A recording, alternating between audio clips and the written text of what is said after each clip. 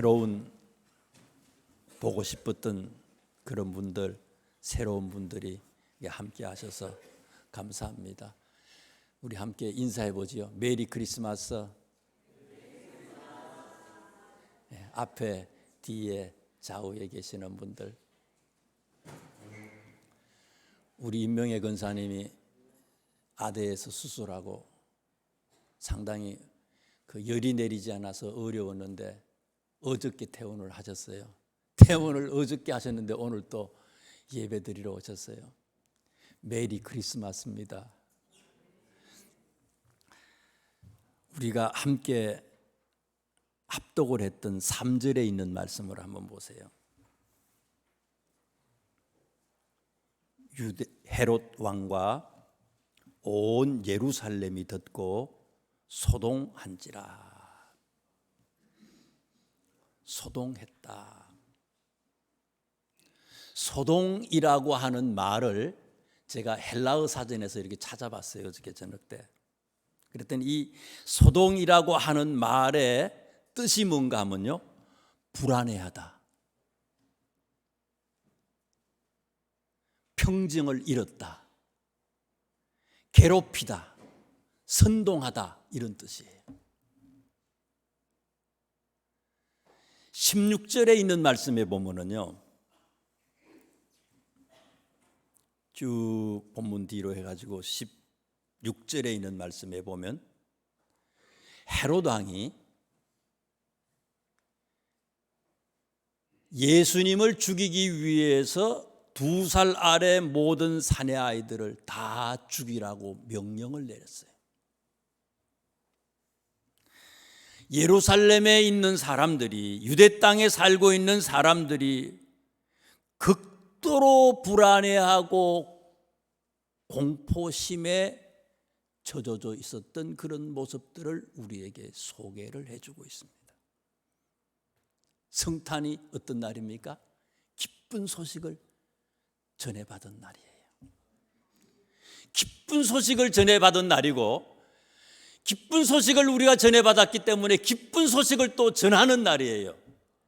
그런데 3절 말씀해 보니까 이날 어떻게 됐다고요?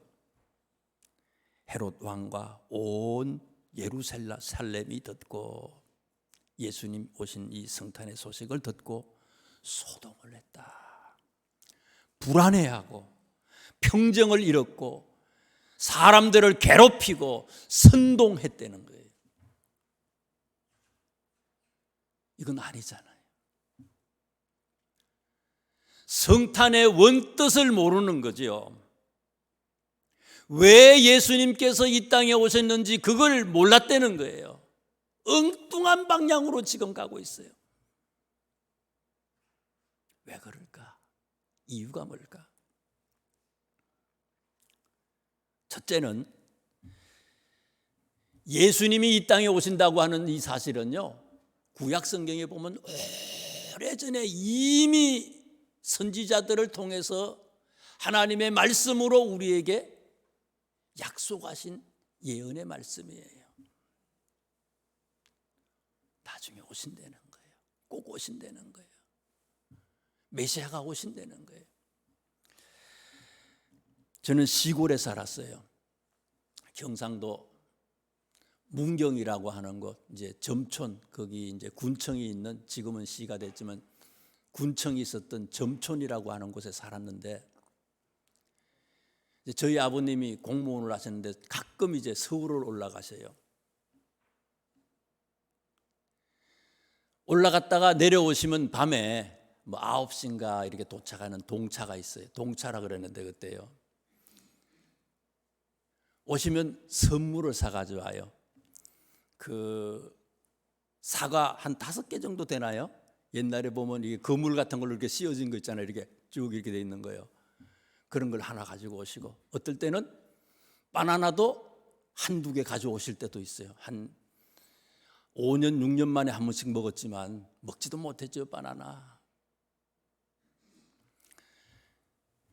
저희 집에 오시려면은 서울에서 오시다가 이제 김천을 통해서 오는데, 김천에 가면은요, 공무원들 이렇게 공무원들을 대놓고 이제 월급에서 이제 돈을 이렇게 이제 차지하고 하는데 하고 하는 데가 있는데 옷을 파는 데가 있어요. 옷 상점이 있는데 새 옷상 무슨 옷상회가 있는데 거기서도 옷도 이제 사가지고 그러거든요. 그래서 요번에 오실 때는 뭐를 사가지고 오실까?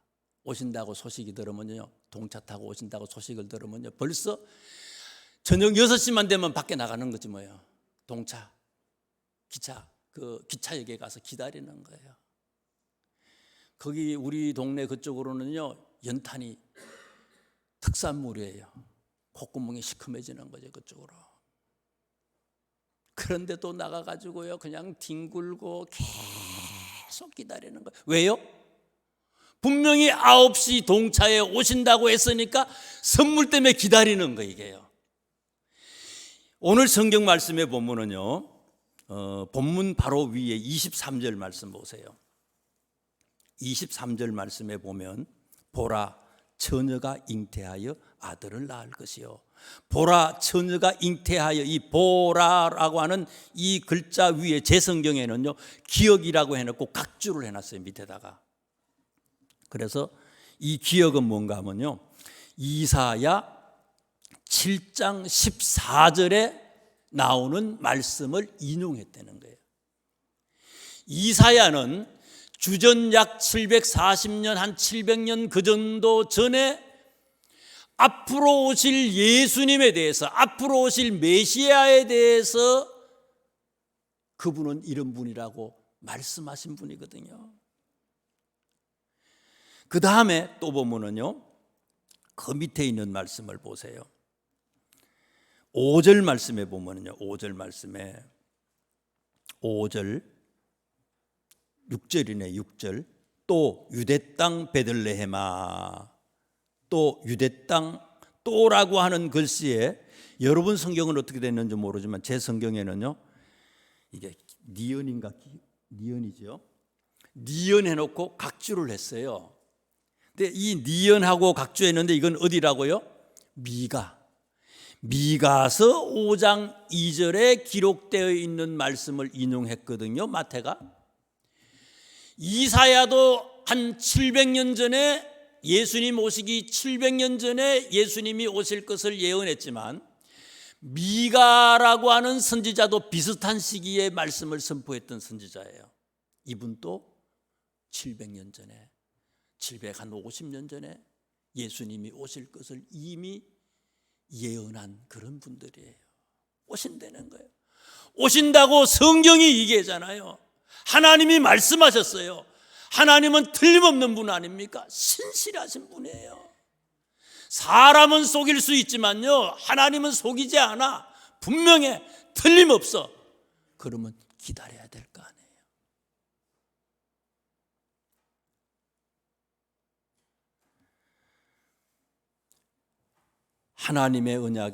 하나님은 언약의 말씀을 주시려고 약속하신 그대로 우리에게 오시는 그런 틀림없는 분이에요. 그런데 오신다고 말씀하셨지만 예수님께서 오신다고 하는 것을 믿고 기다리고 사모하는 사람들이 거의 없었다는 거예요. 거의 없었어요. 오늘 본문 말씀에 보면 왕도 몰라요. 대제사장들도 몰랐다 그랬어요. 서기관들도 몰라. 근데 대신 이 사람들은 어때요? 이론적으로는 알고 있었어요. 메시아가 태어나면은 베들레헴에서 태어나겠지. 이론적으로는 알아. 실제로는 이 사람들이 기다리지 아니하고 사모하지 않았다는 거예요, 이게. 여러분, 지난 주일 속회 예배 때에 초림의 예수님을 만났던 두 사람의 얘기를 속회에서 우리가 공부했잖아요. 누가복음 2장에 보면 초림의 예수님을 만났던 두 사람이 어떤 분이었어요? 시몬이라고 하는 사람하고 안나라고 하는 사람이 있잖아요. 금년에는 혹시 속회 예배를 잘 못 드렸어도요, 내년부터는 여러분 꼭 생명줄이 예배에 있다고 생각하시고 모든 예배에서 승리하시고 속회 예배까지도 여러분들 꼭 드릴 수 있길 주님의 이름으로 축원합니다. 시몬과 안나라고 하는 사람이 처음 오셨던 그 예수님을 그 사람들은 예수님을 맞이했잖아요.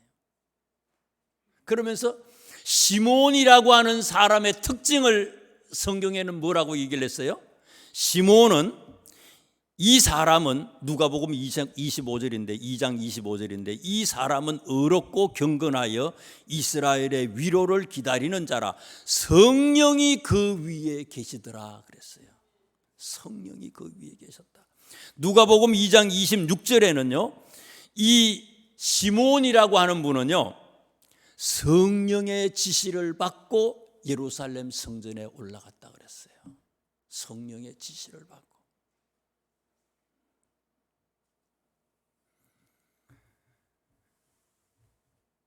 시몬의 특징이 성령의 지시를 받고 성령으로 충만한 사람이었어요. 동방박사들 보세요. 이방인이에요. 페르시아 사람들이에요. 그런데 12절에 있는 말씀에 보면 그들은 동방박사를 얘기하지요. 꿈에 헤롯에게로 돌아가지 말라 지시하심을 받아 다른 길로 고국에 돌아갔다. 시므온과 안나도 처음 오셨던 그 예수님을 만났던 것처럼 동방박사 처음 만났던 이 동방박사다 어떻게 했다고요? 어떻게 해서 만났다고요? 성령의 지시하심을 따르는 사람이었다는 거예요. 하나님의 영으로 충만한 사람은 다시 오실 재림의 주님을 동방박사처럼 시므온처럼 맞이할 수 있다는 거예요. 안나는 어떤 사람이에요? 안나의 특징은 두 가지였어요. 첫째는 뭡니까? 금식하는 사람이고요. 주야로 금식하고 기도하는 사람이라고 그랬어요. 첫째가 주야로 금식하고 기도하는 사람이에요. 근데 이분의 나이가 몇 살이라 그랬어요? 84이라 그랬어요. 84. 연세가 많은 분이야. 연세가 많으면 어때요? 아유, 내가 몸이 아픈데 내가 옛날에는 했는데 지금은 힘이 떨어졌는데 에이구 힘들어. 수요일은 무슨 수요일이냐? 새벽 예배는 무슨 새벽 예배냐? 금식 말도 할 수 없지 이거는요. 모든 게 예외야. 교회 청소 그거 못해. 식사 당번 그것도 못해. 그런데 안나라고 하는 분은요. 몇 살이라고요? 만으로 84세.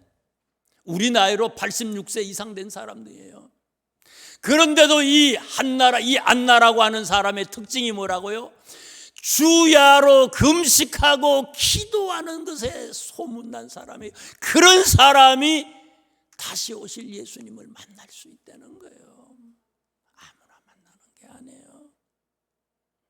이렇게 하지 아니하면 오늘 우리들도 다시 오실 주님 그때에는요 헤롯 왕처럼요 대제사장이나 서기관처럼요 책망받을 사람일 수밖에 없다는 얘기입니다. 또 안나의 특징 하나는 뭐예요? 성전을 어떻게 했다 그랬어요? 떠나지 아니했다 그랬어요. 안나의 특징은요 성전을 떠나지 않는 사람이에요. 여기 2장에도 보면은요 대제사장, 서기관 이런 사람들이 나오잖아요. 종교의 지도자들. 종교의 지도자들이 다 부패하고요. 종교의 지도자들이요.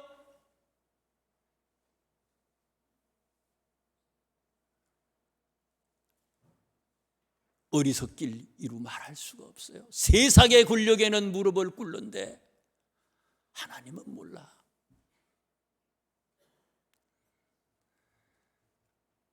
엉망진창이 됐어. 성전이 그런 곳이었어요.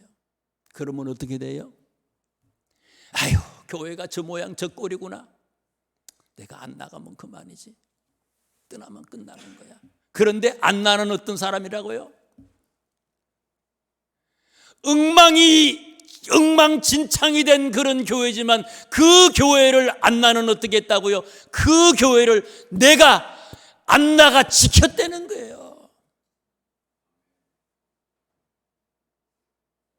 목사도 목사 같지 않아, 장로도 장로 같지 않아, 군사도 군사 같지 않아. 그런데도 떠나지 아니하고 안 나는 교회의 자리, 내 자리를 지켰던 사람이라는 거예요. 내 자리를 지켜 주께서 나에게 주신 그 사명을 감당할 때에 오실 주님을 만날 수 있다는 거예요. 신약 성경 중에서 제일 먼저 기록한 성경을 학자들마다 조금 다르지만 저에게 말씀을 하셨던 그 선생님, 또 저도 그렇게 확신하고요, 데살로니가 전서가 제일 먼저 기록됐다고 저는 생각합니다. 데살로니가서를 기록한 목적이 여러 가지가 있는데 그 중에 한 가지 목적이 뭔가 하면요, 언제 예수님께서 재림할 것이냐, 재림할 때에 어떤 모습으로 오실 거냐, 이것에 대한 이 궁금증에 대해서 해답을 주기 위해서 바울 선생님이 데살로니가 전서를 기록했어요. 오신다는 거예요. 초대교회 사람들의 관심이었습니다. 그래서 제일 먼저 기록한 거예요. 언제 예수님께서 다시 오실 것이냐 기다리는 그 간절한 마음 있잖아요. 신약 성경 중에서 제일 마지막에 기록한 성경은 뭐예요? 제일 나중에 나오는 성경이 있잖아요. 요한 계시록. 아우 잘하시네 아주. 요한 계시록 아닙니까? 요한 계시록 제일 마지막 22장 20절 21절에 성경은 이렇게 얘기해요. 이것을 정언하시니가 이르시되 내가 진실로 속히 오리라 하시거늘 아멘. 주 예수여 어서 오시옵소서. 주 예수의 은혜가 모든 자들에게 있을지어다. 아멘. 이것으로 끝내요. 아멘. 주 예수여 어서 오시옵소서. 이게 초대교회 성도들의 인사말이었어요. 헬라 말로는 마라나타죠. 마라나타. 주 예수여 어서 오시옵소서. 메리 크리스마스 우리 이렇게 인사하듯이요. 그분들은 언제나 이 인사예요. 인사말이 그거예요. 마라나타. 사자굴 속에서 그 두려움과 공포 속에서도 마라나타를 외쳤어요. 화형식을 당합니다. 불구덩이 속에서도 마라나타를 외쳐요. 주 예수여 어서 오시옵소서. 이런 간절히 사모하는 자에게 다시 오실 주님도, 우리도 그분을, 그때 그런 사람들이, 이런 마음을 가지고 있는 사람들이 그 주님을 맞이할 수 있다는 거예요.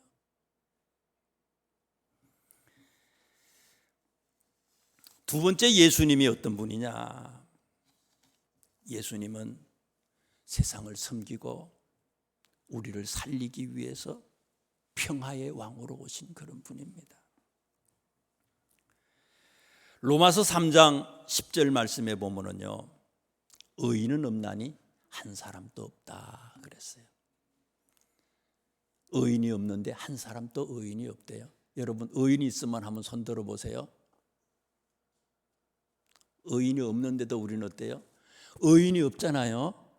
내가 의인이 아니에요. 그런데 우리는 어때요? 매일 우리는 우리 마음속에 무슨 생각을 해요? 저놈이 나쁜 놈이라는 거예요.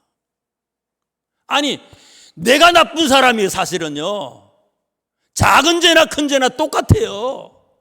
내가 생각할 때의 작은 죄지 큰 죄가 될 수도 있어요.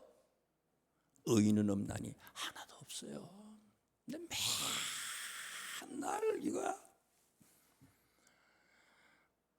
로마서 3장 23절에는요 모든 사람이 죄를 범하였음에 하나님의 영광에 이르지 못하게 됐다. 모든 사람이 죄를 범하게 됐대. 계속해서 성경은 얘기하는 거예요. 의인이 없대. 모든 사람들이 죄인이래요.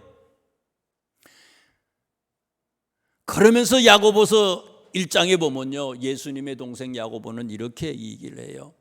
욕심이 잉태한즉 뭐를 낳아요? 죄를 낳고, 욕심 때문에 죄를 낳고, 고집 때문에 죄를 낳고, 죄가 장성하면 어떻게 돼요? 사망을 낳느리라. 사망을 낳는다 그랬어요. 죄 때문에, 고집 때문에, 말씀에 순종하지 않는 것 때문에 결국은요, 죄인이 되고, 죄의 결과는 뭐라고요? 죽음이라는 거예요. 죽음, 사망이라는 거예요. 사망. 로마서 5장 10절 말씀에 보면요, 죄 때문에 하나님과 우리의 관계가 어떤 관계가 됐는가 하면요, 원수가 됐대요. 원수. 여러분, 사람들한테도 원수가 되면 어때요? 가만 안 두지요. 하나님의 원수가 됐는데 가만 두겠어요?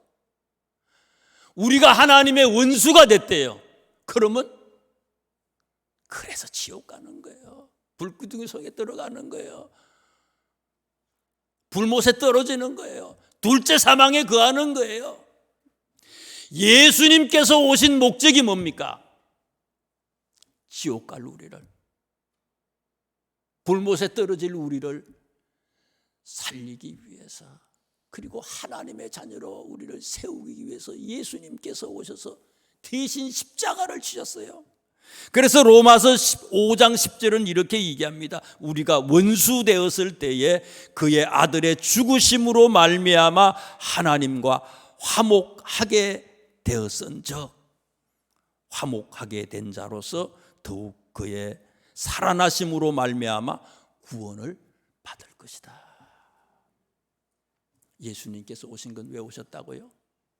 우리를 구원하시고 우리를 하나님의 자녀로 삼기 위해서 그분이 오셨어요. 그래서 예수님께서 오실 때 마태복음 21장 말씀에도 보면 예루살렘 입성할 때 어떻게 올라오셨어요? 세상의 왕들은요, 정복자로서 말을 타고 막 당당하게 올라오지만 예수님은 뭐 타고 올라오셨어요?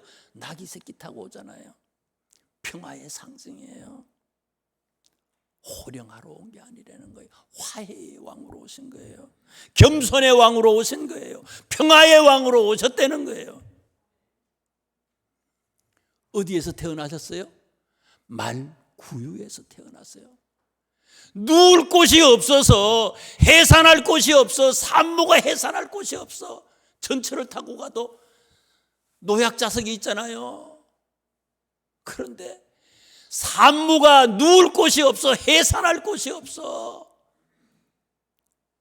가장 천한 곳, 낮은 곳, 말구유, 거기서 예수님이 태어나셨어요. 낮고 비천한 곳에 태어나셔서 그런 자들의 친구 되기 위해서 예수님께서 오셨다는 거예요. 여러분, 성탄의 본질이 뭡니까? 여기 나오는 대제사장 서기관 사람들은요, 동방박사가 와가지고요, 예수님이 메시아가 어디서 태어날 거냐고 얘기했더니 바로 알잖아요. 금방 알아. 성경 박사야. 교회 오래 다녀서 성경을 잘 알아. 목사님이야, 장로님이야, 권사님이야. 척척척척 그냥 성경 문제 기저는 기가 막혀. 아는 건 잘하는데 결국은 어떻습니까? 알지만 그곳에 가서 예수님을 경배하지 않잖아요. 성탄의 본질이 뭐예요? 예수님을 만나는 거예요. 아는 게 아니라 만나는 거라는 거죠. 예수님을 만난 사람은 예수님처럼 사는 거 아닙니까? 이 세상은요, 의인이 없어요. 다 죄인이야. 이거 하지 말라는 거예요. 용서하고 사랑하고 내가 화해하게 만들고 내가 평화의 사도가 되는 거예요. 지난번에도 말씀을 드렸지만 아파트 웃집에서 소리나게 한다고 화가 나가지고 밑에 층에 사는 사람이 망치로 막 천장을 막 두드렸다는 거 아니에요. 그것도 한두 번 두드린 게 아니라 몇 달 동안 계속해서 괴롭혔다는 거 아니에요. 윗사람을 나 속상하게 만든다고. 그리고 거기다가 뭐 했다고요? 오디오를 틀어놓고 막 쿵쿵쿵쿵 했는데 그 오디오에 무슨 CD를 틀어가지고 했다고요? 찬송가를 그다 집어넣고 쿵쿵쿵쿵 괴롭혔다는 거예요.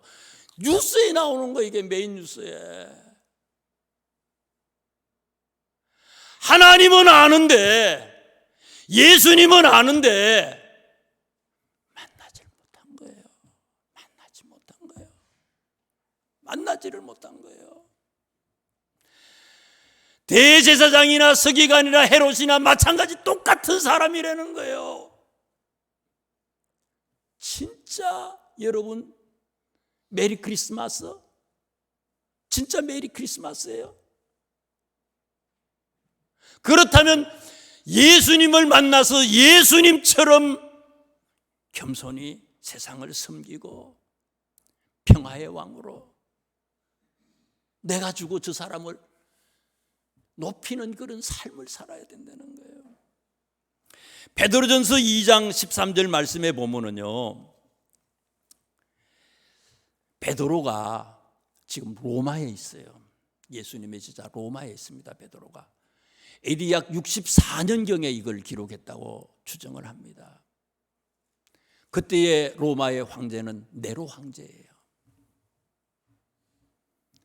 로마에 있으면서 네로가 정치하는 그런 모습들, 로마의 모습을 보니까 큰 박해가 지금 또 시작됐지만 지금하고 비교할 수 없는 엄청난 박해가 있을 것이라고 하는 것이 짐작이 돼.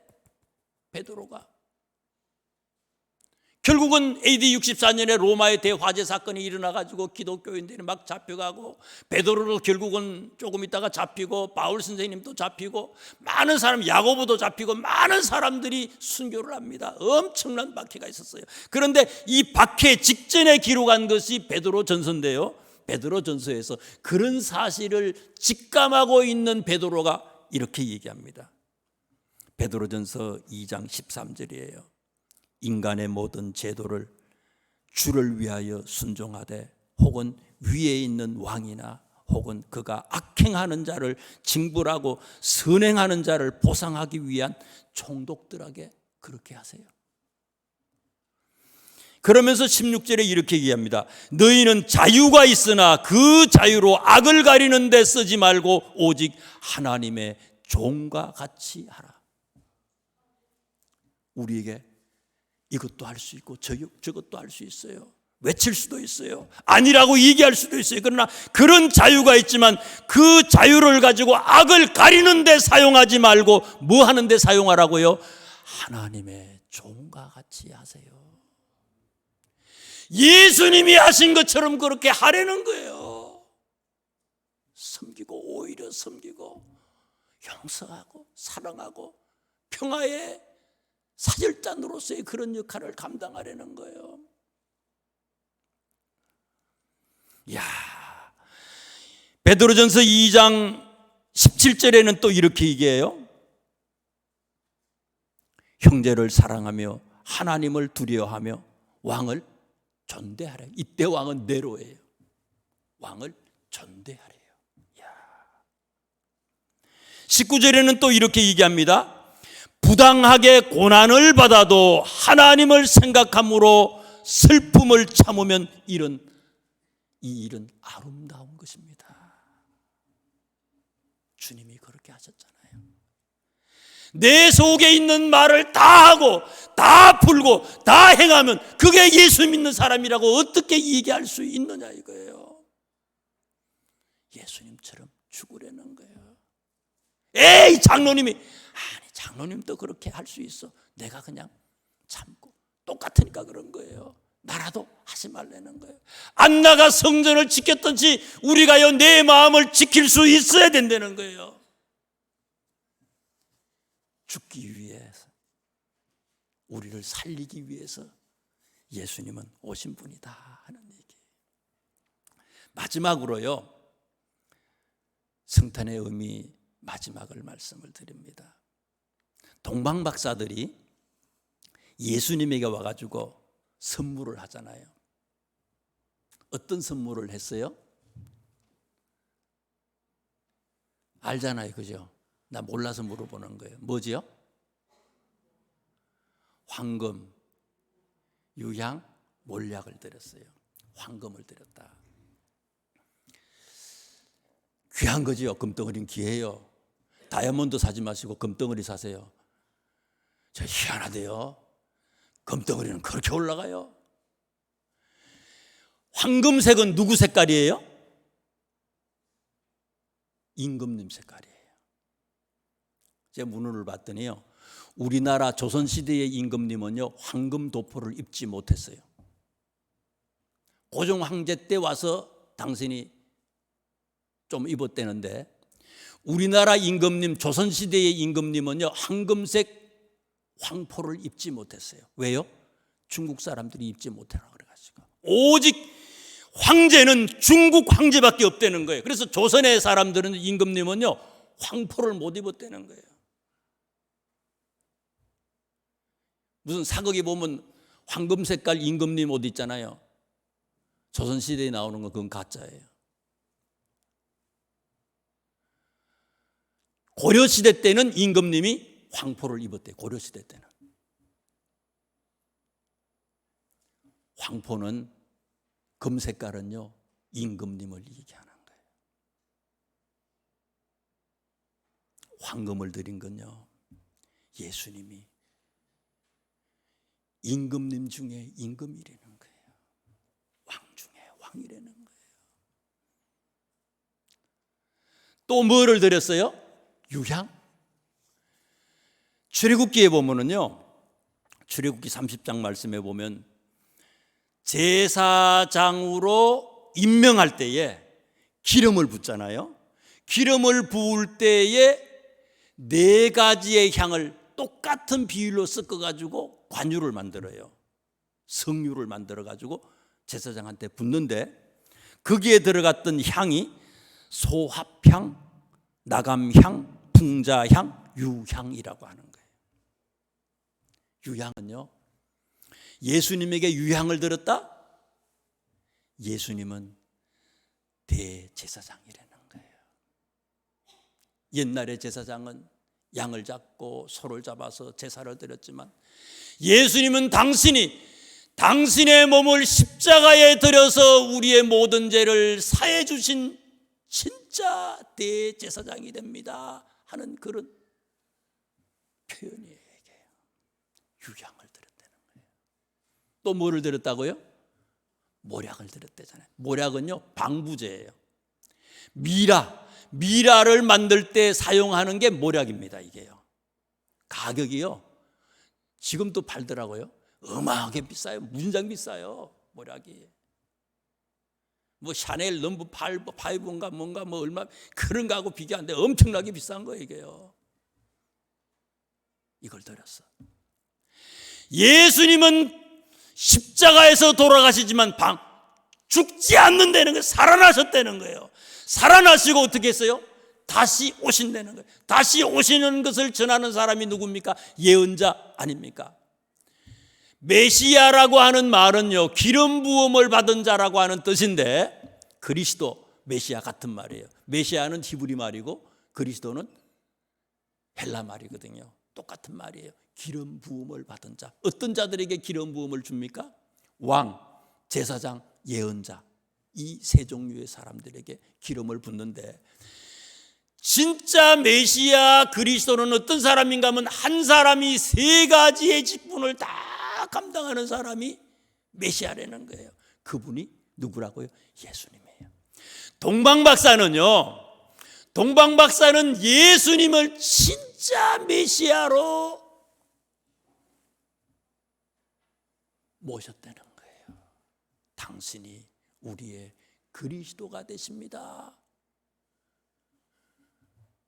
그렇게 이분들은 고백하고 그렇게 행동하고 선물을 드렸어요. 왕은 어떻게 했습니까? 헤롯 왕은 어떻게 했어요? 헤롯 왕은 누구예요? 예수님이 오셨는데도 헤롯 왕은 어떻겠습니까? 여전히 자기가 왕이라는 거예요. 계속해서 자기의 왕위를, 이 왕권을 지키기 위해서 2살 아래의 사내 아이들을 다 죽이잖아요. 어떻게 보면 그게 오늘 우리인지도 모릅니다. 우리 마음을 비워서, 우리의 마음의 문을 열어서 내가 왕되었던 것을 다 쏟아내고, 주님이 내 속에서 머리에서 발끝까지 주님이 나의 왕이시고 주님이 나의 메시아로서, 나의 주인으로서 주님이 자정해야 되는데, 우리는요, 예수님이 계시는 게 아니고 내가 왕이에요. 여전히 내가 왕이에요.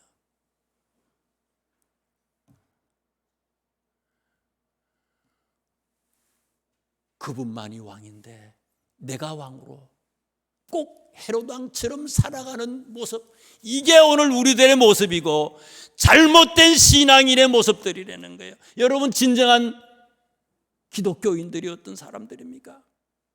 동방박사들처럼 내 속에서 나를 주인 삼고 왕으로 군림했던 우리들을 예수님께 복종시키고 예수님을 나의 주인으로, 우리의 왕으로 모셔들어서 그분만을 경배하는 사람, 그 사람이 진짜 예수 믿는 사람 아니겠습니까? 내 속에 있는 모든 아집들, 나의 자 다 버리고 그분에게 무릎 꿇고 그분만을 이 동방박사들처럼 경배하는 참 하나님의 자녀들 되시기를 주님의 이름으로 축원합니다. 기도하겠습니다.